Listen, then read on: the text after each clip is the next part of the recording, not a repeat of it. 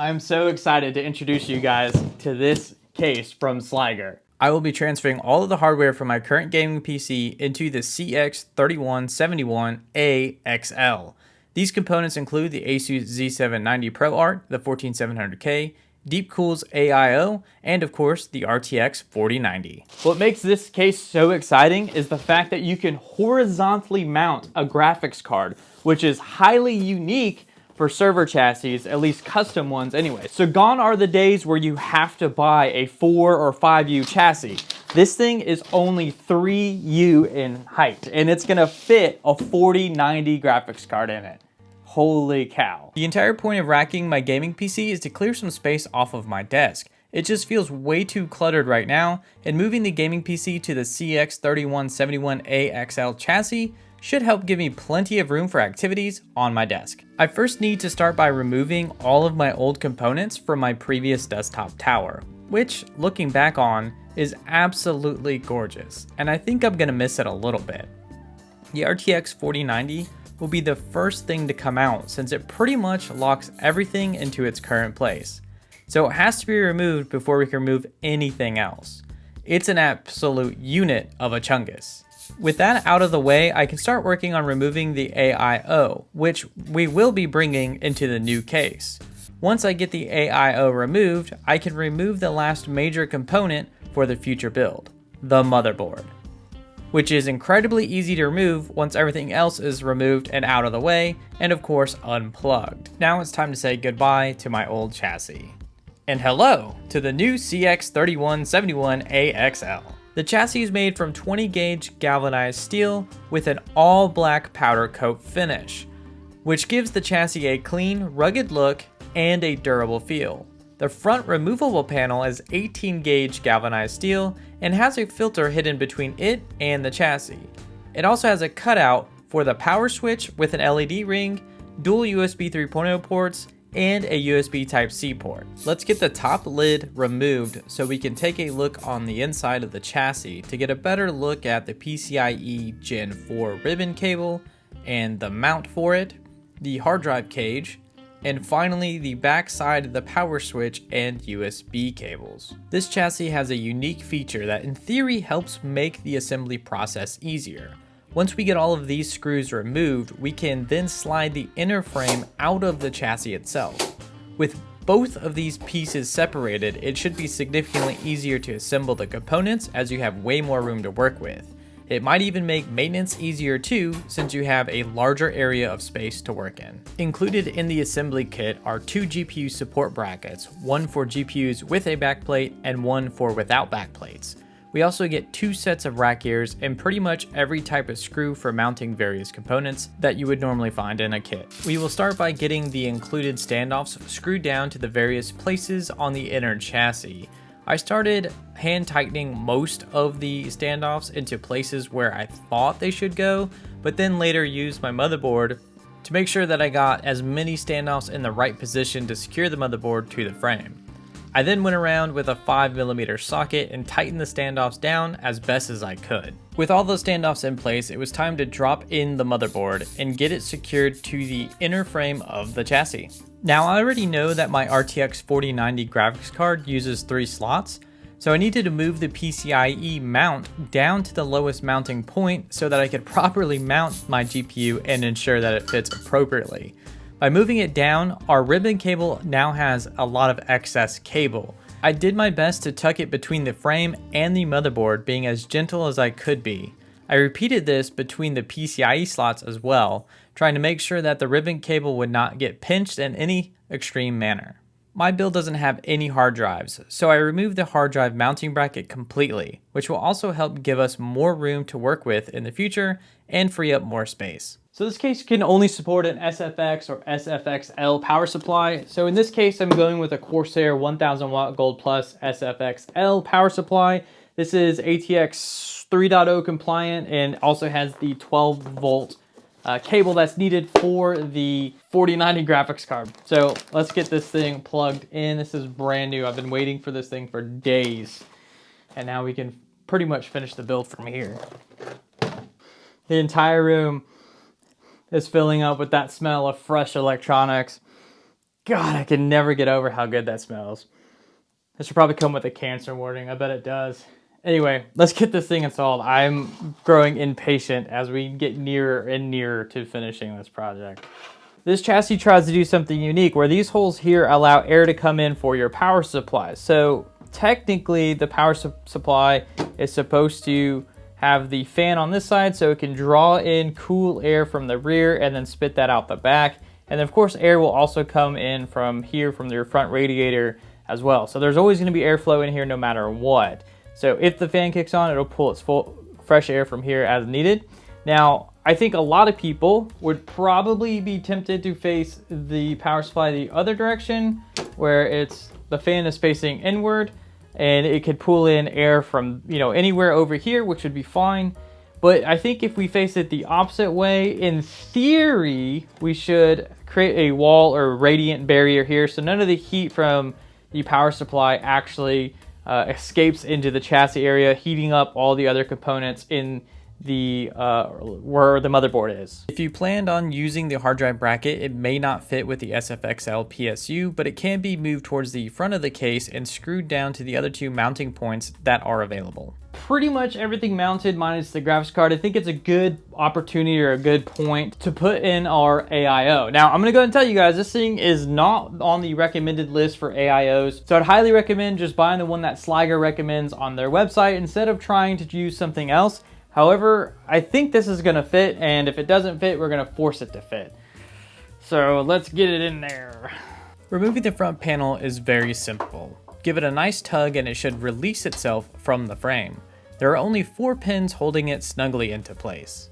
For my build, I will be specifically using the fans that come with the DeepCool LT 720, but unfortunately, the radiator screws that pass through the chassis and the fans were just ever too short and thus couldn't secure the radiator to the chassis. Luckily, I have these longer ones from another AIO kit just laying around that I can use. Admittedly, I did have to apply a lot of pressure on the end where the radiator meets the cables from the front power and USB connectors. But with the extra pressure, I was able to secure the radiator because the cables on the front do have some wiggle room. As you can see here, there is a lot of strain put on the front IO from the radiator, but I think it will be okay. Just be sure to use the recommended equipment by Sliger if you try to repeat this process at home. From this point, I thought it would be best to start buttoning everything back up in preparation for getting our GPU placed back into the chassis. The reason why I did this now is because I felt like it would be easier to understand where all of the cables should go and how they might need to be routed in the future. I think it would be best to get everything plugged into the motherboard and PSU first. After all of your cables are plugged in, add in the GPU support bracket, which normally sits on top of the motherboard. But in this case, I chose to add 2 standoffs and mount the support bracket onto those instead. Not for any reason in particular, I just thought it would be better here than it would be on the motherboard. Now it's time to mount Big Daddy Chungus, since all of our cables are plugged in. The most difficult part about mounting this unit was using the PCIe bracket to crimp the GPU's PCIe bracket to the frame and screw it down. I think it's due to the excess ribbon cable beneath the GPU, but I'm not entirely sure.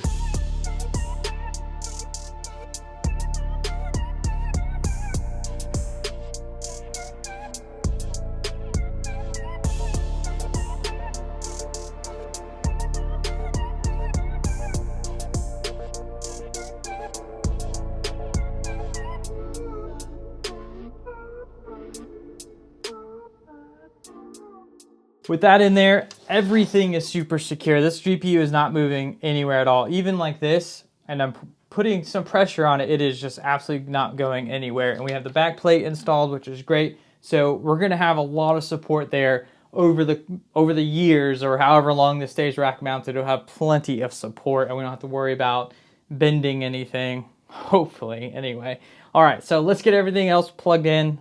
And we're so close to getting this thing powered on for the first time. I think the last step here is to just put down some thermal paste and get the CPU mounted. I've got everything plugged in. Now it's important you plug everything in before you put your GPU in, or else you might forget or remember that you actually have to plug something in underneath it. So that is my recommendation. Of course, you are more than welcome to do whatever you feel. Wow, this stuff is just wasting. I just wasted all of it because it just leaked out. Now that we're done with the build, it's time to talk about mounting and using the rail kit to get this thing mounted, because I think we're good to go. There's nothing else I can think of we need to do, so we just need to rack it and we're ready to game. And yeah, we're gonna have to learn how to do this.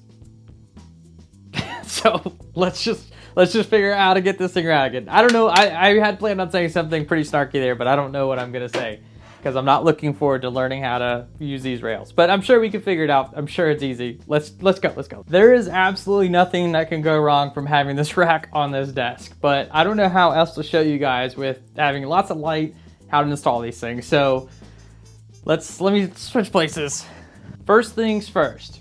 So these longer ones will be for if you have a really long rack or a really deep rack. This is what you'll use, and these will go on the back of the rack. So this is the back, this is the front. These will go on the back of the rack, something about like this. Now, if you have a shorter rack, you may want to use this one. So this is a shorter one, and this is also going to go on the back, somewhere on this side. And then on the front side, you have these. These will go on the front of your rack, just like so, and it'll look something like this. Okay, that's the easy part. Now the hard part is knowing which way these rails go. And these little teeth right here will go towards the front of the rack. So remember, this is the front, so these will go like this. Okay? Easy, right? This way towards the front. Teeth towards the front. All right. Not too bad. Now these are the inner rails. And the easy way to remember this is that this clip here will go towards the back of the chassis, and all of the holes will go towards the front of the chassis. Since my rack is so shallow, I'll be using the short one, or the short back end, and then the short front end. This is your only choice. You're gonna use this on the front no matter what, but I'll be using those two. And there's really nothing else that we need to do as far as changing the width and size. Like, that's really it. It's really just use the long one if you have a long depth rack, or use the short one if you have a short depth rack. So pretty simple, I think, so far. So let's start with the back, since that's the way the frame is facing, and then we'll do the front, which is arguably the harder part, but I think we can do it. To get perfect fitment like this is a 3U chassis. So we're gonna count 1, 2, 3. And then you can see that on the bottom of the second U, I have the 2 mounting points screwed in between the third and second, so right in the middle. And that is allowing us to have the perfect spacing for this rack. So again, first, second, third, and between the third and the second, right in the middle. First U, second U, third U, in between the second and third U, and it's perfectly lined up. This part is only an example of how to mount the rails, so just ignore the numbering on the vertical rails because I completely screwed up and had to remount the entire thing. We have our long boy screw, and then we have a wash, or well, it's not really a washer, but kind of a washer. We're gonna put it in like so, and I'm just gonna start by hand tightening this at first, just to get it in there, to make it easier for the screwdriver, and then we're gonna do the same thing for the bottom. Just get it going, tighten by hand, nothing too serious. Now I'm not tightening it all the way down, I'm just kind of going lightly, so that way I can align the rail kit, or the rail, make it nice and straight while I'm tightening it. So I'm holding it with one hand, tightening it down. All right, so there we go. So the back, that's what it looks like. We just screwed it in right here, and then now it's just protruding right there. So we're gonna do the same thing with the front, kind of. This is gonna be a little bit difficult because it might take 2 people, but having the back rail in will make this more simple. So I've got my rail in place, and this bar is touching the front rail kit there. It's not tied down on the front. It's just loosely sitting up there by itself. But what we're gonna do, we're gonna take this opportunity to take one of these short boys here and a nut, and kind of screw this into place so it holds for us, but we're not going to tighten it all the way down. So the short boy is going to go into the rear through this hole, and the nut is going to go on the outside, and we're just going to hand tighten this down, nothing too crazy, just in case we need to adjust this a little bit more while we're mounting it. And what's cool about this is this also serves as the stop for the outside rail. So it knows not to continue coming all the way out. And I'll show you what that looks like in a moment. So let's say the server chassis is sliding backwards. These screws are actually going to stop it. So this inner rail of the inner outside rail won't come all the way out. And there's also technically a stop here. So even if you miss these somehow, you would still hit the back of the back bracket for the mounting kit or the rail kit itself. So this is going to serve as a stop, and then you have a secondary stop here just in case. All right, as previously mentioned, this is hanging loose, and we want the teeth to be on the back side of the rail. And then we're going to take our short piece and then stick it in between the teeth as well as the rail itself. And then we're going to line everything up, and we're going to screw that down just like we did the back side.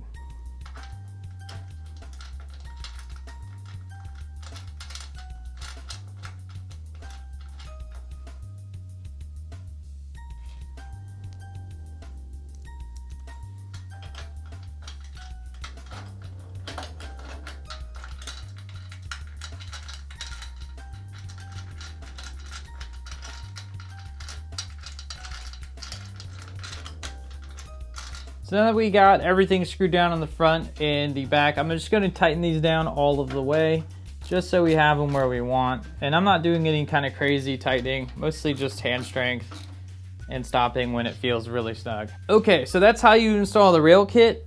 It was honestly pretty easy. I kind of wish the rail kit had ball bearings just to make it easier to slide in and out. It's really strange that there are no ball bearings on the rail kit. However, it's probably going to be fine in the long run. I mean, how often are you actually going to be sliding in and out? But anyway, that's just my only complaint. Otherwise, it's fine. I've totally had way worse rails, but these are fairly easy to actually install. I don't hate them. I don't really like them either, but I'm kind of indifferent, I think, overall.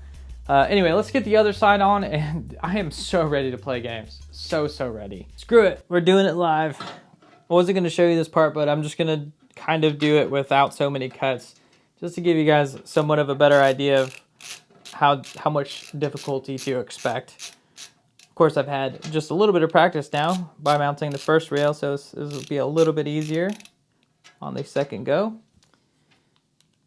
Man, my left hand is not as good at screwing as my right hand. Man, I hope that after all this work, this is the right height, because we run the risk of hitting everything above it. It wasn't. Let's do this part next. So we're just gonna stick this in here and slide it all the way forward so we know about where it needs to go. Get our short screw and our nut and just kind of loosely tighten it on there. Nothing too tight, just to hold it in place to keep it from falling while we do the front. Okay, easy, not bad. Moving to the front now. Front piece on the outside of this. Let's get our little washer in there. Hand tightening again. All right, that should be good. And now washer screw in the front. Okay, that's in. And now we're just gonna tighten it all the way down. All right, there we go, easy. Everything's in there. So now we're ready to mount. I did want to leave you with a couple of close-up shots of the front mount and what the back mount would look like if you were to mount these things properly to your server rack. With that done, we just need to get this off the desk. Oh, that's heavy. Oh, I don't know what that was, but oops. If you wanted your rack ears, this is what they look like. And this is where they would go. You have 3 holes here, and you could use your rack ears if you wanted. I'm not gonna use the rack ears. I'm gonna go without it, but that's where they are. Let's move on to the inner rail. So like I said before, this goes towards the back of the chassis, and this goes towards the front. Now what we're gonna do is line up the first hole here with the first hole here, and then all the other holes will line up in place. And by all, I mean these two, and then a bunch more back there. But we're not gonna use any of those. We're just gonna use 2 in the front and 2 in the back. It's up to you how many of these screws you use when mounting. I'm only going to use 5, and you will see which 5 I choose. This is really hard from this angle. I should probably have chosen a different angle. Oh well. You'll see which 5 I chose here in a moment. So let's get our first one down in there. All right, easy. Get one in the back. Now we just need to do the same thing for the back. This is the back now because I turned it around, and this will be the front on that side.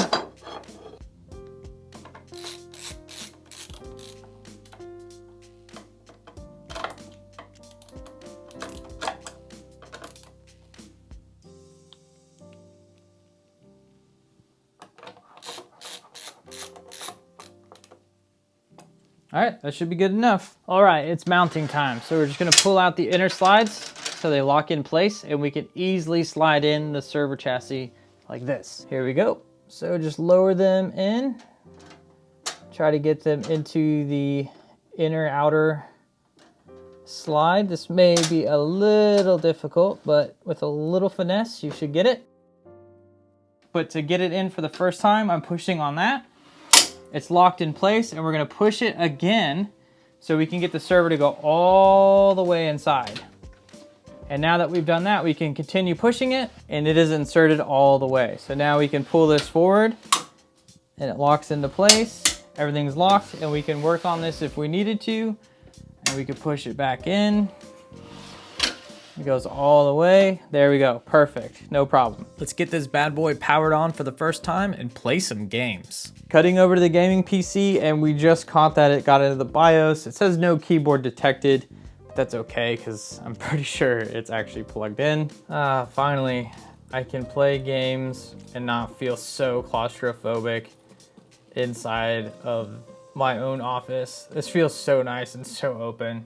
I mean, it does feel claustrophobic with one monitor over there to the left, but when you had the giant honking tower right here taking up all of my peripheral, it just felt even more closed. I've got better visibility of the window over there to my right.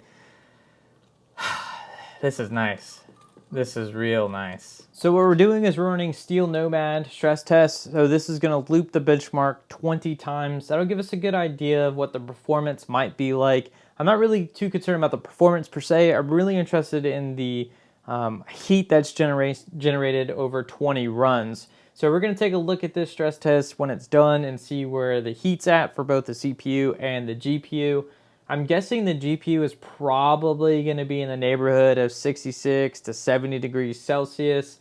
I'm not really sure. I'm concerned about the GPU because it's a reference style cooler and not a blower style. I believe a blower style would be better in this configuration, but we'll see what happens. We'll just see what happens. I don't have a blower style of 4090 that we can test with. Well guys, sometimes you just absolutely cannot win. Running the stress test, heard a loud clicking noise, thought it might be something vibrating inside of the chassis, like a screw or something. Nope. Turns out one of the fan blades broke off from my graphics card. So I literally can't do anything with this computer now that it's done until I get the fan repaired. So that's gonna end this video here. I have the stress test results. I was like averaging 74 degrees Celsius before I ended the test because the loud clicking just got too loud and was scaring me. Wish I would have ended it sooner as soon as I heard the clicking, but there are no results because the GPU is broken and we can't adequately test it, and it's probably gonna take 2 to 3 weeks to get a replacement. So we're just gonna end the video here. I wanna thank each and every one of you for watching, and I'll see you all next time.